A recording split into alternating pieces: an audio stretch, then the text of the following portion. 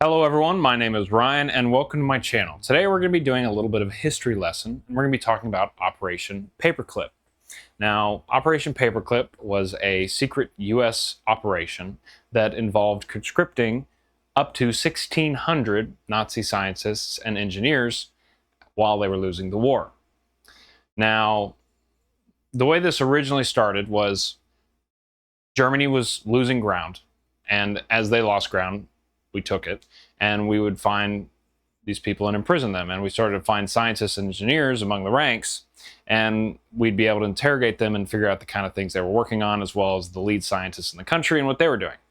And eventually, we started to form a list of high-value targets that we were looking for to interrogate or bring into this operation, although this hadn't quite formed this name yet, to basically interrogate and see if we can, utilize their knowledge to make better technology for ourselves, both for the future and also to fight the Pacific War against the Japanese, which we were still struggling with at that time.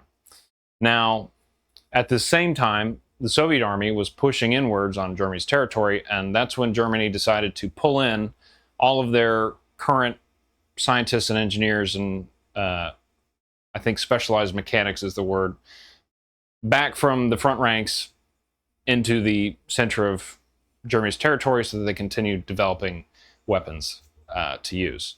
And at this point, we had a pretty good grasp on who we wanted. And basically, if you had 100 packets of people from prison camps and everywhere, if we wanted them in Operation Paperclip, we would have put a paperclip on their dossier. And that's where Operation Paperclip comes from. Now, I'm one for second chances. I don't think every Nazi was like, I love being a Nazi. I feel like a lot of them were probably just conscripted and told they had to work or, go to an imprisonment camp or die. But there were also a lot of people that were really horrible human beings and did a lot of heinous crap. So, of the 1,600 scientists, I made a top 5 scumbag list of the people that got saved by Operation Paperclip to come over and work in America. And what you're going to realize is, even though these people did really horrible things, not only did they get to come to America, it's almost like their past was basically overwritten. And they just got to walk away from the horrible things they did. At least most of them did, for a very good chunk of time. So, let's get into it. Starting at number 5 is Walter Dornberger, who was the general in charge of the Weapon V program. And the Weapon V program was the development of a missile that, once they made the V2 missile, it was unlike anything they had seen. It could launch itself, propel itself up to 200 miles and hit a target pretty accurately. We just hadn't seen that technology before, so it was groundbreaking, which is one of the biggest reasons why Operation Paperclip came into fruition. The second we saw that, America was like, oh, we need that. So, anyways, he was in charge of the labor camps and everything. He was in charge of overseeing labor camps as well as the campaign bombardment with the V2 missiles. And the V2 missiles killed a lot of civilians. So, bad dude all around, just no good. And his punishment, coming to America, you'd think they'd be like, all you get to do is work in prison and we have a gun to your head and the second you don't do anything we want, we kill you. No, he became a consultant for the US Air Force and then later became the vice president of Bell Aerospace. So, yeah, I wouldn't really call that a punishment at all, anywhere, ever. So, that's nice. Coming in at number 4 is Kurt DeBus, or DeBus, I don't know how you say it. But he was a chief engineer on the V2 program, and he was in the Nazi Party, and he was an SS member, and he loved it. There's even a report of him selling out a colleague who just spoke critically about Hitler and the Nazi Party, and it got him labeled as a traitor, and he got convicted for treason. And I don't know what happened. I can't find it, which means he's probably, So, that's a good guy, right? Well, he became the first launch director at Cape Canaveral and got to oversee the Mercury, Gemini, and Apollo launches. Yeah, so Another really fitting punishment for the crime, right? Number 3 is Arthur Rudolph, who was the operations manager at the Mittelwerk V2 factory, which basically means he was like the general manager of a prison camp. And he oversaw directly how the slave labor was mitigated and how they were treated. So he's responsible almost firsthand for a lot of deaths. I'll get into how many at the end, but it wasn't good.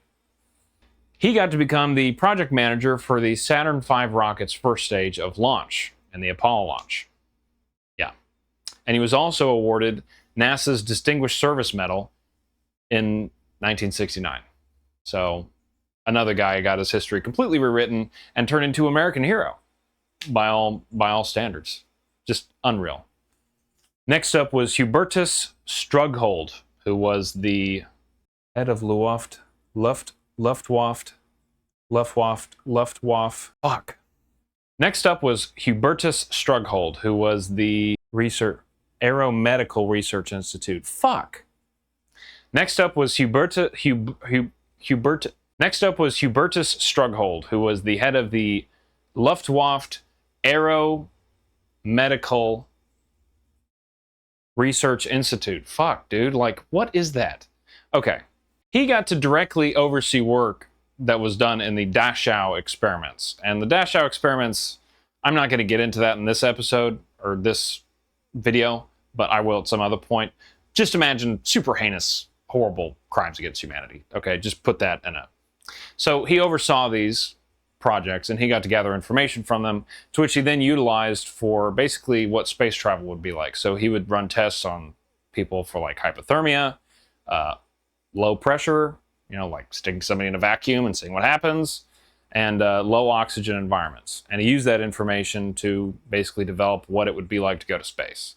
I don't think the Nazis were actively planning on going to space, but clearly he and a lot of these other guys, which is why so many went to NASA, they were just super obsessed with going to space. Even Wernher von Braun, who was like supposedly the father of the V2 rocket, they were just obsessed with going to space. So it kind of made sense that they came here and wanted to work for NASA. But anyways, despite being related to the Dachau experiments, pretty much almost all of the scientists that were actually directly involved were either imprisoned or executed because of just how horrible the stuff they did was.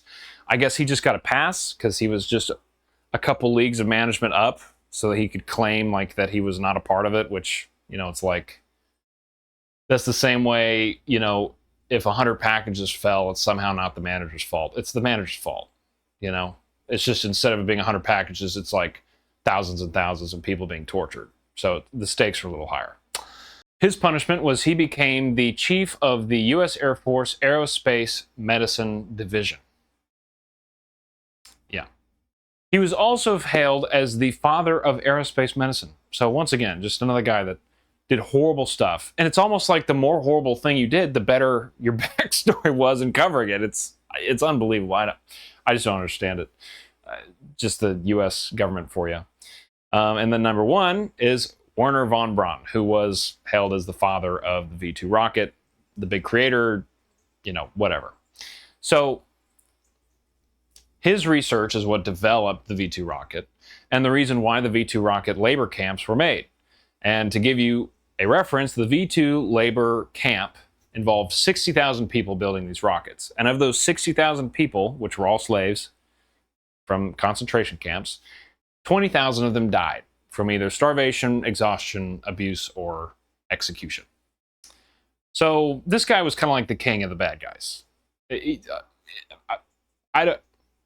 How he didn't get caught in the Nuremberg trials, I don't know. It's just because he was valuable. That's it. He was valuable, so the government said, we'll turn a blind eye. So this guy was the father of death, basically. He developed missiles. We have missiles because of this man. The thing that's killed so many fucking people. It's insane. Okay, so what was his punishment? Well, he got to become the chief architect of the Saturn V rocket. And he also got to become the director of the NASA Marshall Flight Space Center. Sorry, I had to redo that like 17 times. And then also, he was a little bit of a TV celebrity where he appeared next to Walt Disney in the 1950s, and he is hailed as the father of the American space program. The father of the American space program, Werner von Braun, Nazi scientist. He was also an officer in the SS and in the Nazi Party, if, you know, huge surprise, right? So literally, it's like the worse person you were, the better backstory you got. I mean, it's incredible. In fact, sorry, I have to look at my notes because it's a quote. One of the Werner von Braun's engineers said this when asked why they went to the U.S. "We despise the French. We are mortally afraid of the Soviets, and we do not believe the British can afford us." So that leaves the Americans. Like, these people weren't prisoners here. They were paid well. They were given houses and citizenship. Just unreal.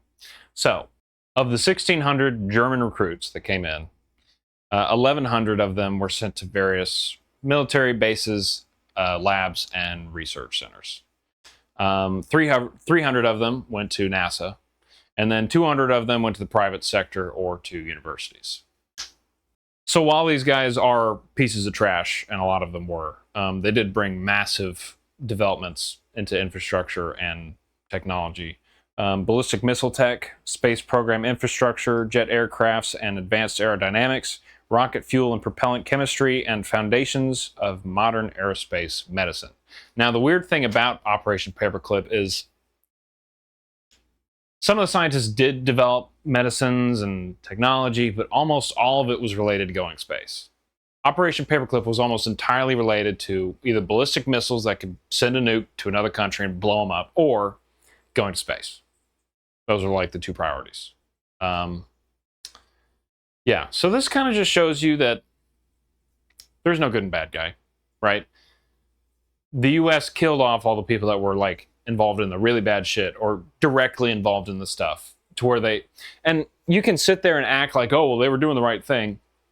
The only reason they did that is because then later, if they found out, we would have looked just as bad.